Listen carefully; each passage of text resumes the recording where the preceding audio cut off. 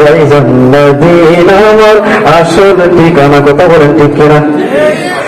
সবাইকে মদিনায় নিলা, সবাইকে মদিনায় নিলা, আমায় নিলা না।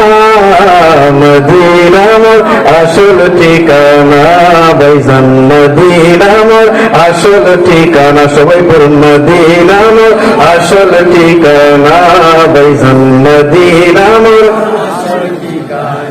যেটাই আল্লাহ সেটাই নবী, নবীজি বিনের রবি। যেটাই আল্লাহ সেটাই নবী, নবীজি বিনের রবি।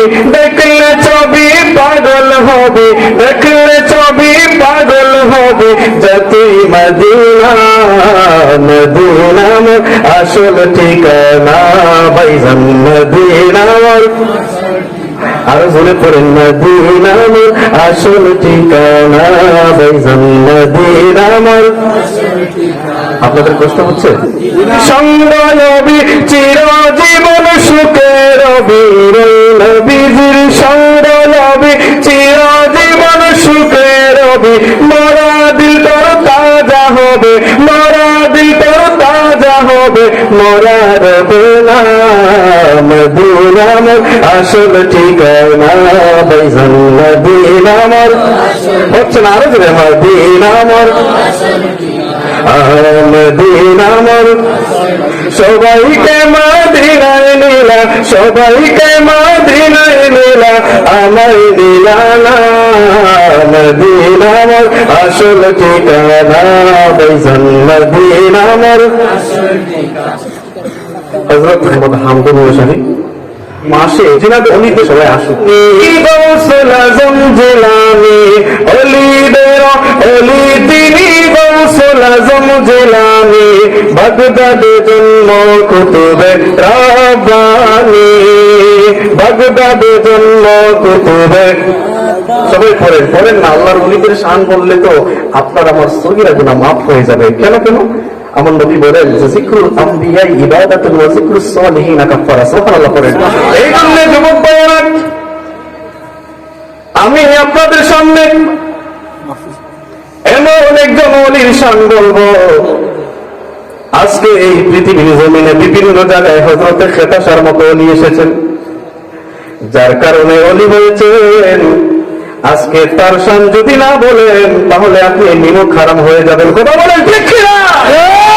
এই জন্য যুবক ভাইরা, আমার হুজুর বলছেন আব্দুল কাদের জিলানী রাহমাতুল্লাহ আলাইহি, তিনি এমন একজন ওলি ছিলেন, তিনি এমন একজন ওলিদের সম্রাট ছিলেন। আজ থেকে প্রায় 900 বছর আগে জিনার জন্ম হয়েছে 470 হিজরি অথবা 471 হিজরিতে। রমজানের প্রথম তারিখ আমার গাউসে পাক পৃথিবীর জমিনে আসেন। বাগদাদ শহরের জিলান শহরে যে জায়গাটার নাম হচ্ছে ভাই, ওই জায়গার মধ্যে হযরতে আবু সালেহ মুসা জঙ্গির ঘরে, হযরতে উম্মুল খায়র মা ফাতেমার ঘরে আমার গাউসে পাকের জন্ম হয়। হযরতে গাউসে পাকের জীবনীতে জুবরাতুল আবরার লতিফি কদরিয়া কিতাবের মধ্যে গ্রন্থকাররা এই ঘটনার বর্ণনা করেন।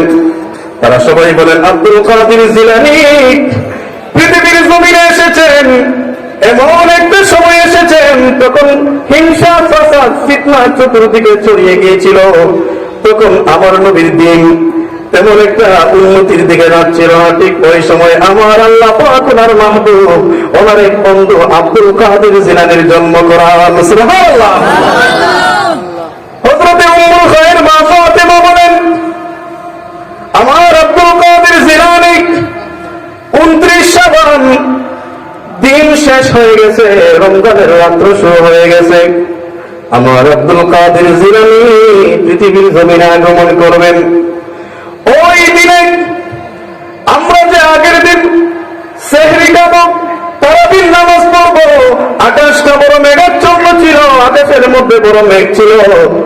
বাগদাদের মানুষেরা, জিলানের মানুষেরা তারাবির নামাজ পড়বে, চাঁদ তো দেখে নাই, সেহরি খাবে, চাঁদ তো দেখে নাই। পরের দিন সবাই হযরতে আবু সালেহ মুসা জঙ্গির বাড়িতে সবাই জমায়েত হয়ে গেল।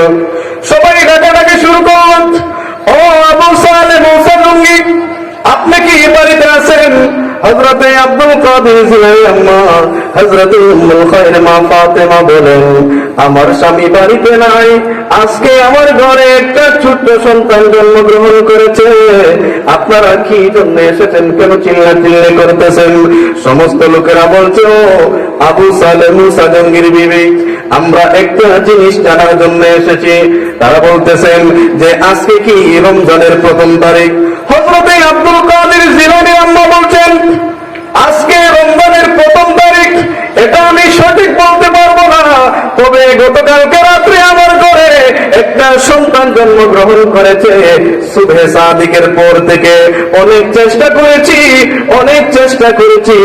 আমার এই ছোট্ট শিশুকে আমি দুধ পান করাতে পারি না। সমস্ত লোকেরা বলে, কি বলছেন?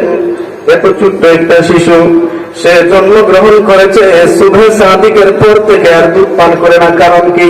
হযরতে উম্মুল খায়র মা ফাতেমা বলে, বাগদাদবাসী, ও জিরানবাসী, শুনে নাও, আমি যে ছেলে জন্ম দিয়েছি, এই ছেলে পৃথিবীর অন্যান্য সাধারণ ছেলেদের মতো নয়। আমার এই ছেলে জন্মের আগেও বড় অলৌকিকতা দেখিয়েছে। সুবহানাল্লাহ। সমস্ত লোকেরা বলছে, কি বলছেন? হযরতে উম্মুল খায়র মা ফাতেমা বলেন, আমার ছেলে ফজরের অনেক পূর্বে জন্মগ্রহণ করেছে। ফজরের অনেক পূর্বে জন্মগ্রহণ করার পরে আমি তাকে অনেকবার দুধ পান করিয়েছি, সে দুধ পান করেছে। যখন মসজিদের মধ্যে মুয়াজ্জিন আযান দিয়েছেন, আযানের পরে আমার আব্দুল কাদের জিলানী আর দুধ পান করে না। আল্লাহু আকবার। আমার যুবক ভাইয়েরা, এত সুন্দর সন্তান, এত নেককার সন্তান কি এমনি হয়ে গেছে? আপনি খোঁজ নিয়ে দেখেন, আব্দুল কাদের জিলানীর আম্মা জান, তিনি প্রত্যেকদিন কোরআন তিলাওয়াত করেছেন, প্রত্যেকদিন 5 ওয়াক্ত নামাজ পড়েছেন, হারাম খান নাই, কারো সম্পর্কে চুগলখড়ি করেন নাই, কারো মুনাফিকি করেন নাই, কাউকে বাস দেন নাই, কারো ক্ষতি করেন নাই, কারো ক্ষতি করার চিন্তা করেন নাই। এই পেট থেকে তো আব্দুল কাদের জিলানী আসার কথা, ঠিক কিনা বলে? আমার মা বোনেরা শুনছেন, কষ্ট নিয়েন না। আপনার ঘর থেকে সুদ হয়, ডাকাত হয়, বাটপার হয়, জিনাকুর হয়, সুদকুর হয়, বড় সিটার হয়, মানুষের সাথে দোকান অন্না করে, টাল্টি বাল্টি লাগাইয়া গ্রামের মধ্যে মার দাঙ্গা লাগায়, মসজিদেও মার করে, বাজারেও মার করে, ঘরের মধ্যে মার করে। কথা বলেন ঠিক কিনা? হযরতে আবু সালেহ মুসা জঙ্গি, তিনি এমন একজন নেককার মানুষ ছিলেন। তখনকার সময়ে জিরান শহরের মধ্যে যদি কয়েকজন নেককার মানুষ থাকেন, কয়েকজন বড় বুজুর্গ থাকেন, আমার হুজুর গৌসে পাক আব্দুল কাদের জিলানীর আব্বা হবেন 1 নাম্বার। সুবহানাল্লাহ। আপনি ছেলে জন্ম দেন, বাজারের মধ্যে গিয়ে করেন বাটপারি, মাইমনের সাথে বাটপারি, দোকানদারের সাথে বাটপারি, সিএনজি ড্রাইভারের সাথে বাটপারি, ঠিক কিনা? কষ্ট হচ্ছেন? এই জন্য তো আপনারা আমার ঘর থেকে এই মানুষগুলো হয় না। এই জন্য বলছি, আলোচনার ফাঁকে ফাঁকে স্পেশাল কিছু কথা বলবো। সাহেবজাদা খুব সুন্দর নসিহত দিয়েছেন। এই আলোচনার ফাঁকে ফাঁকে বুঝবেন যে আমাদের ঘর থেকে কি জন্য এই সন্তানগুলো জন্ম নেয়, কি জন্য। আপনি যদি নেককার হন, আপনার সন্তান পৃথিবীতে আসার আগে আপনি যদি নিয়ত করেন যে এই ছেলেকে আমি 1 টাকা হারাম খাইয়ে আমি বড় করব না, আমার এই ছেলে আমার বিবির পেটের মধ্যে আছে, আমি কাউর ক্ষতি করে, আমি কাউকে দাঙ্গা হাঙ্গা লাগিয়ে আমি টাকা রোজগার করে আমার পরিবার মেনটেন করব না, এই নিয়ত যদি করেন, তাহলে আপনার ঘর থেকে আমাদের পীর মুর্শিদের সাহেবজাদাদের মতো আল্লাহর ওলি হবে, ঠিক কিনা বলে? কষ্ট নিচ্ছেন? বাস্তব কথা বাবা।